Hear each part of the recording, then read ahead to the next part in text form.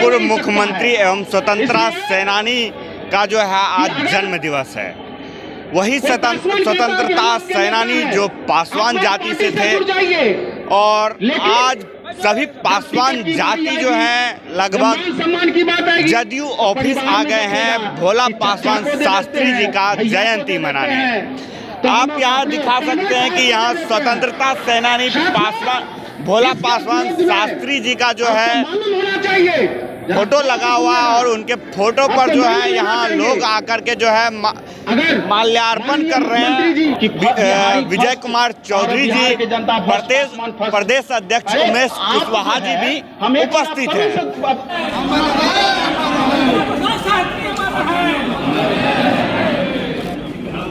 भोला बाबू अमर है, अमर है, अमर है, अमर है, अमर है। नीतीश कुमार जिंदाबाद, जिंदाबाद जिंदाबाद, नीतीश कुमार जिंदाबाद, जिंदाबाद जिंदाबाद। भोला पासवान शास्त्री अमर है, अमर है, अमर है, भोला पासवान शास्त्री अमर है, अमर है।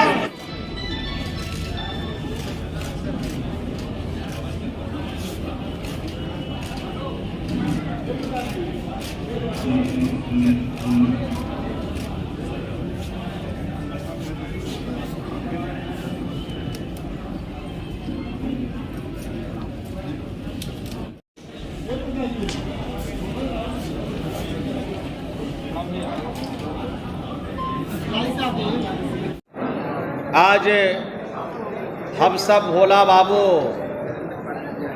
की जयंती समारोह में उपस्थित हुए हैं। उनको नमन करने के लिए हम सब यहाँ पर इकट्ठे हुए हैं। भोला पासवान शास्त्री जी बिहार के धरती के इस मिट्टी के लाल थे, जिनके मन में एक सपना था बिहार को आगे बढ़ाने का, जिनके मन में सपना था बिहार के गरीबों को उनको अधिकार देने का, जिनके मन में सपना था कि जो बाबा साहब के द्वारा बनाए गए संविधान है उस संविधान के तहत जो वंचित लोग हैं, जो लोग सताए गए हैं, जो पीड़ित और प्रताड़ित लोग हैं, उनके सम्मान की रक्षा करने का संकल्प उनके मन में था और उसी संकल्प के साथ बिहार को आगे बढ़ाना चाहते थे। और आज उनके जन्म दिवस समारोह में हम सब उपस्थित हैं।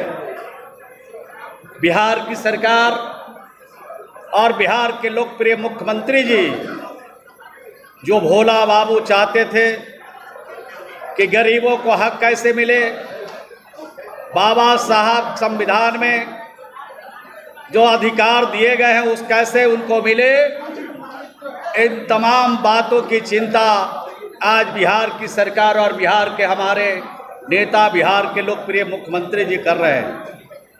ज़्यादा वक्त नहीं लेते हुए मैं आपसे कहना चाहता हूँ कि जो दिल्ली में जो लोग बैठे हैं बिहार की हकमारी कर रहे हैं, जिसकी चिंता भोला बाबू करते थे, खास करके जो वंचित लोग हैं उनकी हकमारी हो रही है।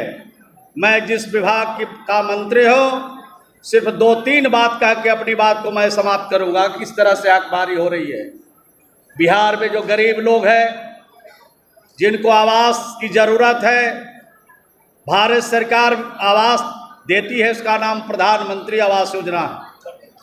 बिहार में 3 सालों का अभी तक लक्ष्य नहीं मिला, यानी 2018-19 में बिहार के गरीबों के लिए 1 लक्ष्य नहीं मिला।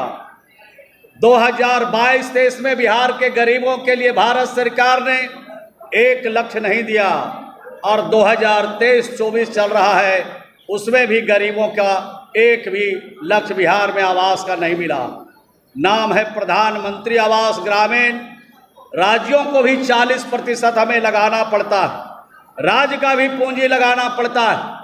नीतीश कुमार जी ने देखा कि हमारी बिहार के गरीबों की हकमारी हो रही है, जो दलित समाज है, जो गरीब समाज है, जो हक से वंचित समाज है, उसकी हकमारी दिल्ली में बैठ करके भारतीय जनता पार्टी और भारतीय जनता पार्टी के नेता और उनकी सरकार कर रही है।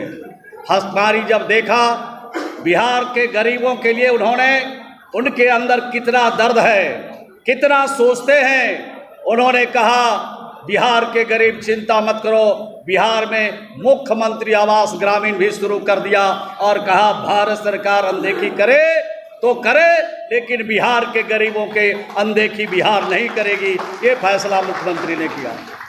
दूसरी योजना भी चलाया उन्होंने, कहा 1 जनवरी 1996 से पहले जो गरीब जिनके घर बने हैं, घर रहने के लायक नहीं है, ये राज्य में गरीब लोगों को जो घर रहने के लायक नहीं है, छत बिछत हो गया, उसको भी बनाने के लिए 1,20,000 रुपया राज्य के खजाने से देने का फैसला किया।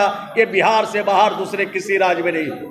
तो नीतीश कुमार जी की चिंता बिहार के गरीबों के लिए कितनी है, इसी से परिलक्षित होता है। और तीसरी योजना भी शुरू किया उन्होंने, जिसका नाम रखा मुख्यमंत्री वास स्थल वास स्थल क्षतिपूर्ति योजना।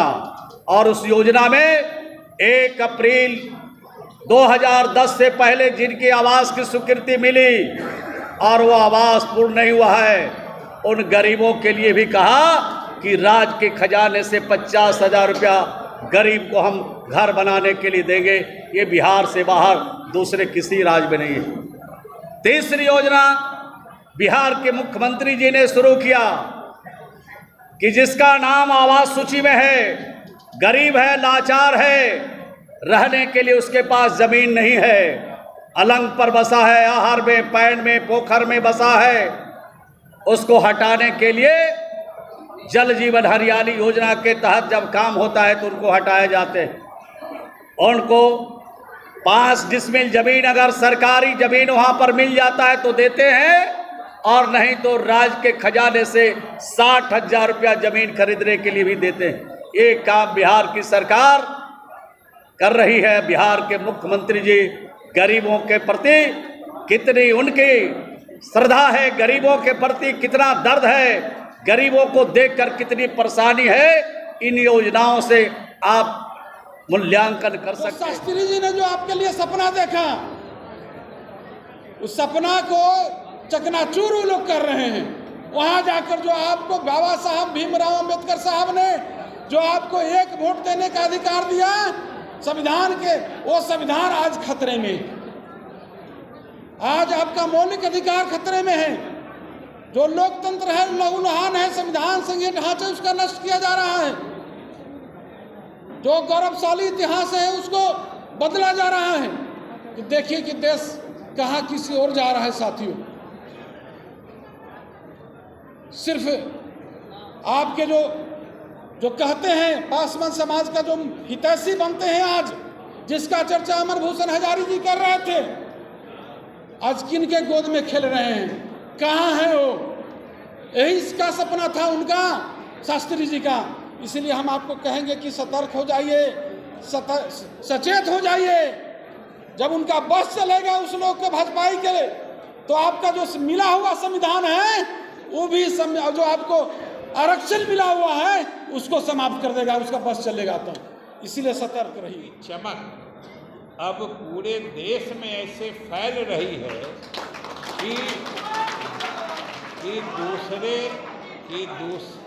कि दूसरे प्रदेशों के नेता भी आकर्षित होके हम लोगों के नेता के साथ जुड़कर, जो आपने देखा है कि 23 जून को ही पटना में जो कल तक असंभव दिखता था कि सारे विपक्ष के लोग, जो गैर भाजपा दलों के लोग हैं, पूरे देश में बिखरे पड़े थे, हताश पड़े थे, वो सिर्फ आपके नेता और आपके मुख्यमंत्री नीतीश कुमार की विश्वसनीयता थी, जिसने सारे देश के विभिन्न दलों के नेताओं को पटना में एकत्रित करके एक ऐसी आवाज दी कि पूरे देश में कंपन और सिहरन पैदा हो गया। ये आपके नेतृत्व की खासियत है।